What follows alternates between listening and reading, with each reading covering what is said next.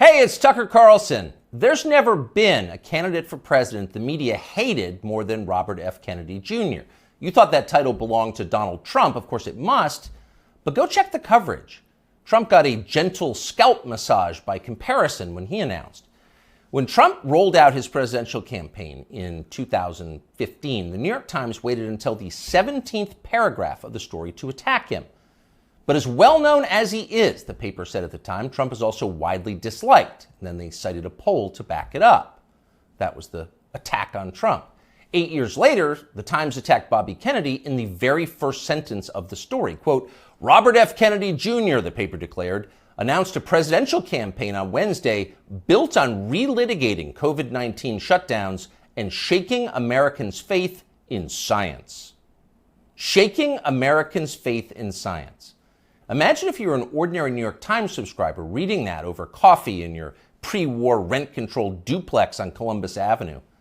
You'd think Bobby Kennedy just declared war on the Enlightenment. My fellow Americans, I have come to shake your faith in science. Join me as I drag our nation back to the medieval period. You'd be appalled. CBS News viewers likely were appalled. In its coverage of Kennedy's announcement, CBS denounced the candidate's views as, quote, misleading and dangerous. The LA Times called him a threat to democracy. At the offices of National Public Radio in Washington, a full-blown Category 5 hysteria typhoon broke out. NPR devoted an entire segment to savaging Kennedy, not just as a candidate, but as a human being. NPR described him as someone who, for his own perverse reasons, has made, quote, debunked and false and misleading claims that undermine trust in vaccines, and who, in his spare time, provides moral support to crazed extremists who, quote, rally under the banner of what they call liberty or freedom. People magazine didn't even bother to report a single word of anything Kennedy said at his announcement, and instead wrote an entire story about how his relatives hate him. Kennedy's younger sister, Carrie, the magazine reported solemnly, does not approve of Bobby Jr.'s harmful views. His harmful views! Bobby Kennedy's thoughts alone are evil enough to hurt people. That's been the tone of the media coverage around Bobby Kennedy Jr. for the past 18 years, since July of 2005. That's the moment that Kennedy published a magazine article suggesting there might be a link between the rise in diagnosed autism cases and the ever-expanding schedule of mandatory childhood vaccines. The day that story was published, Kennedy's reporting was considered so solid that two outlets ran it simultaneously, Rolling Stone and Salon.com. Unfortunately, neither one of them understood what they were up against. The pharma lobby rolled out the most ferocious public relations campaign in memory, and both publications swiftly caved. Both pulled the story and then disavowed it, groveling as they did. No one in the national media bothered to explain why autism diagnoses had skyrocketed. If it wasn't the vaccines, and maybe it wasn't, then what was it? To this day, there has not been a convincing explanation. Instead, reporters just attack Bobby Kennedy. They've called him a lunatic and a Nazi. Instagram shut down his account. YouTube just last week pulled down a perfectly reasonable interview he did with Jordan Peterson, citing unspecified misinformation, and so on. Kennedy became the most censored famous person in the United States. At this point, most Americans have heard a lot more about Bobby Kennedy Jr. than they've heard from him. He doesn't get many offers to speak from big platforms. But last week, Joe Rogan gave him one. Here's some of what he said. Why do 5 of my 7 kids have allergies? You know, and of course we know why, because aluminum adjuvants give you allergies. They're designed to make you, to create a hyperimmune response to foreign particles. And the last category is, the allergic diseases, peanut allergies, food allergies, eczema, which I never knew anybody with eczema when I was a kid. I never, asthma, I knew people with asthma, but it wasn't 1 in every 4 black kids like it is today. So, all of those things. Now, we went from 6% of American having chronic disease. By 1986, we're starting to add the vaccines, and we got and 11.8% of kids now, so it's doubled. Why do 5 of my 7 children have allergies? Now, we don't know the answer, of course, But it's an interesting question. In fact, it's an important question that deserves an adult answer, not that you should hold your breath waiting to get one. Bobby Kennedy asks a lot of questions like that. He notices things. Kennedy pays attention to the world around him, and he wonders why it's changing. He's an outdoorsman, a falconer, and a fly fisherman. He's interested in how nature works. He's curious. Not so long ago, these qualities were considered essential to the practice of science. All scientific discovery comes from observation, empiricism, patient watching. Without the willingness to put aside your pre-assumptions and assess with honesty the things you see and touch and smell, the changes taking place right in front of your face, you can't do science. You can't create art either, or journalism, or theology. You have to be willing to notice the obvious. And when they tell you you're not allowed to notice the obvious, you should be concerned. Imagine you were on a commercial airline flight. The plane is just leveled out at 37,000 feet. You're closing your eyes for a nap. And suddenly you smell smoke. And it's not your imagination. You can see it. It's starting to fill the cabin. All around you, people are hacking and choking. The guy in the next seat has a napkin pressed against his mouth, and he's mumbling what sounds like Psalm 23. Yea, though I walk through the valley of the shadow of death.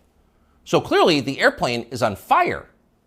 But almost unbelievably, no one has said a word about it. Not a single person is acknowledging this is happening. Everyone is silent. So in panic, you yell for the flight attendant. There's smoke in the cabin, you say, as if she hasn't noticed. But she stares at you with hard eyes. Shut up, racist, she replies. That's a dangerous Russian conspiracy theory. Stop spreading misinformation or I'll call TSA and have you arrested when we land. That sounds like a fever dream, but it's also pretty close to the experience of living in the United States at the moment. All around you, things seem to be fraying and getting worse. Your gut tells you there's something very bad going on, and all the evidence suggests that there is. But the people in charge won't acknowledge that. Everything's fine, they scream. Stop noticing. But wait, I don't remember this many kids having allergies or asthma or eczema or autism or, for that matter, body dysmorphia. And why so many suicides? What's going on here? Shut up! Stop asking questions! That's their answer. But Bobby Kennedy won't stop asking, and that's why they hate him. As Kennedy spoke on The Rogan Show, a reporter for Vice.com called Anna Merlin was watching. Merlin was so enraged by what she saw that she dashed off an article attacking Joe Rogan's employer for allowing the conversation to take place. Spotify has stopped even sort of trying to stem Joe Rogan's vaccine misinformation, read the headline. The piece never even described much of what Bobby Kennedy had actually said. Merlin dismissed the entire interview as, quote, a detailed survey of Kennedy's most dangerously incorrect views, a far too extensive list to outline in full. In other words, we here at Vice don't have time to describe all of Bobby Kennedy's lies, but trust us, they were lies. Then Merlin called Spotify to see if she could get the episode censored. Much to her profound frustration, Spotify refused to censor the episode and kept the interview on its website. So she spent the next several days ranting about all of this on Twitter. People were listening to the wrong things, and Anna Merlin was mad about it. So was Peter Hotez. Hotez is a pediatrician from Texas who became moderately famous on MSNBC during the COVID lockdowns as a Biden shill and a vaccine promoter. Hotez read Anna Merlin's piece and then huffily retweeted it. Effectively, why is Bobby Kennedy allowed to talk in public?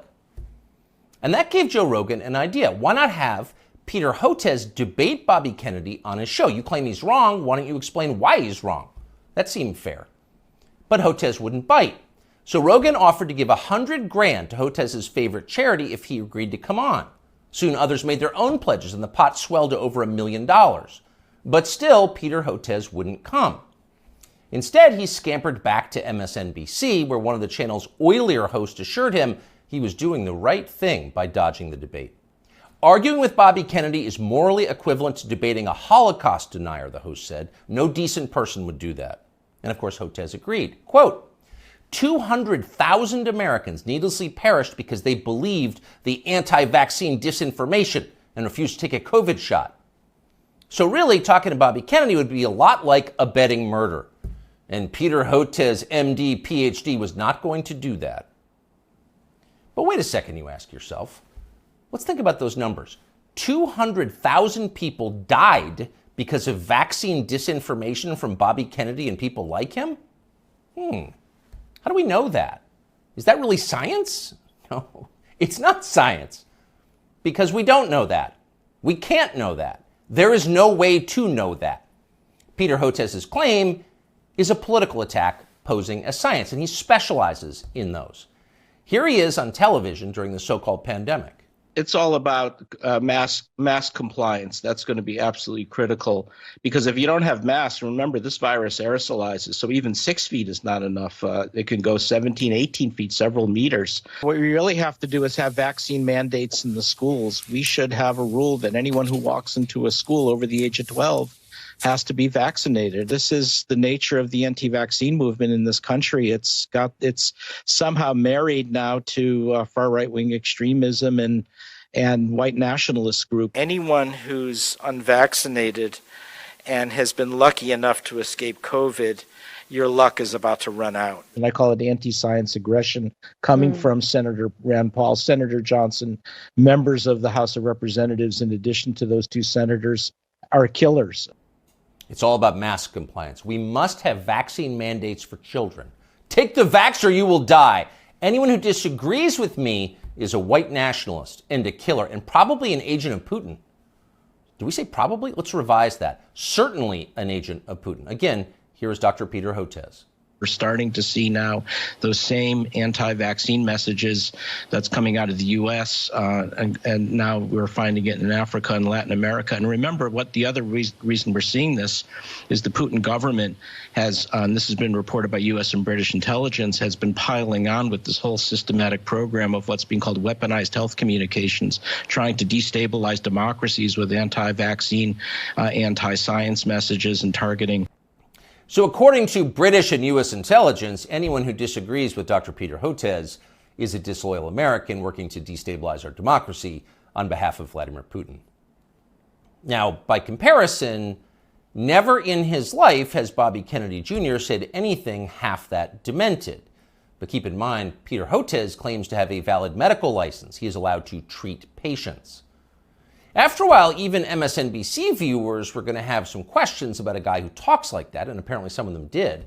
As the lockdowns wore on, the population started to notice that many of the core claims the TV doctors were making were untrue. You'd only need one shot. If you got the shot, you would never get sick. You would never pass the virus to others, and so on.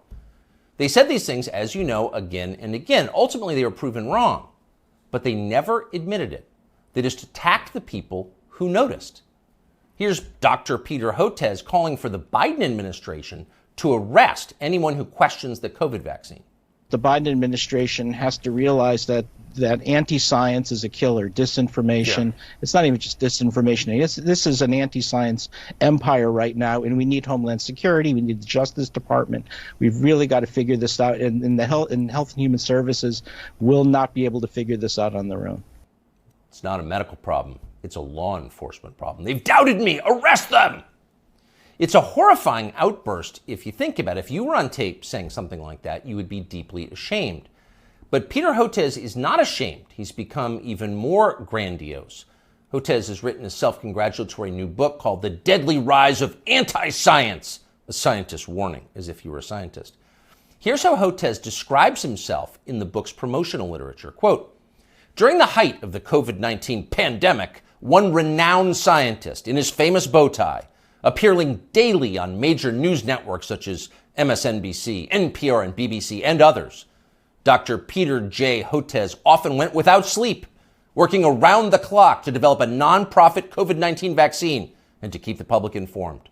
During that time, he was one of the most trusted voices on the pandemic and was even nominated for a Nobel Peace Prize for his selfless work. He also became one of the main targets of anti-science rhetoric that gained traction through conservative news media. End quote, though we could go on. So here you have a renowned scientist, selfless, trusted, going without sleep, self-denying, persecuted by extremists for daring to tell the truth. The Albert Schweitzer of cable news. That's Dr. Peter J. Hotez. The fact that a partisan buffoon like Peter Hotez can describe himself this way with a straight face and the backing of a publisher makes you despair for the country's future. But don't despair. There is hope. Hotez will never debate Bobby Kennedy Jr., but it doesn't matter. Kennedy has already won. He's more honest than Dr. Peter Hotez, and that's obvious to anyone who's paying attention. A New Economist poll shows that Kennedy is more popular and far less hated than either major party frontrunner. After almost 20 years of being silenced, Bobby Kennedy Jr. is being heard. And why wouldn't he be?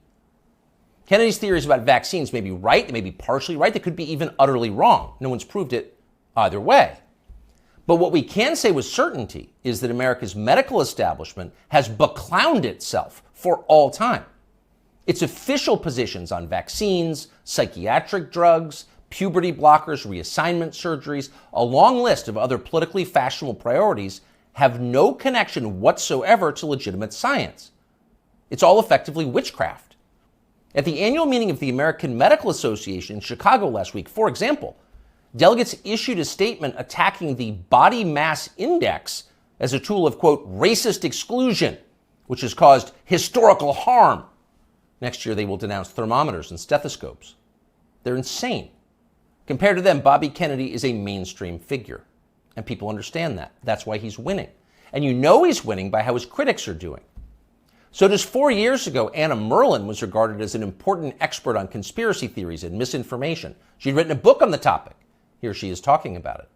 I've always thought that in the case of conspiracy peddlers, it's not necessarily a super profitable enterprise to ask whether they really believe it or not, because I don't know what's in their hearts. I don't know what's in their minds. All I know is what they spend their time doing, which is promoting conspiracy theories. In the case of ordinary people, conspiracy consumers, and most Americans are, to some degree, consumers of conspiracy theories. All the studies that we have show that like 1 in 3 Americans believe in some conspiracy theory to some extent.